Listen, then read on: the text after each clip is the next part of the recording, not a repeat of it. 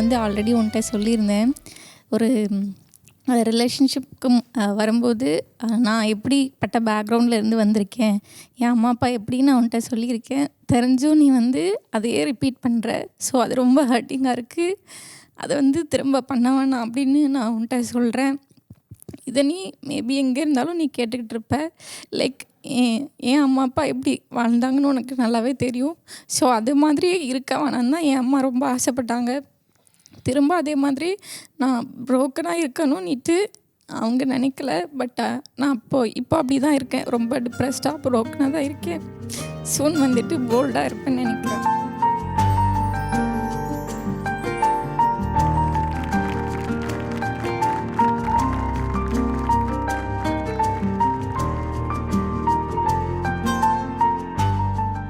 உடையாத மனசு யாருக்கு இருக்குது? பட் நம்ம அதை கடந்து வந்து போல்டாக இருக்கணும் எந்த ஒரு சிச்சுவேஷன்னாலுமே. சூப்பர். அண்ட் ஃபீல் பண்ணாதீங்க. ஓகே,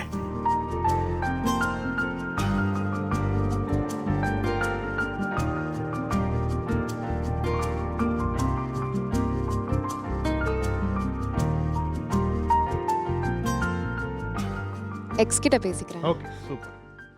2 வருஷத்துக்கு முன்னாடி ஒரு விஷயத்தினால பிரேக்கப் பண்ணோம்.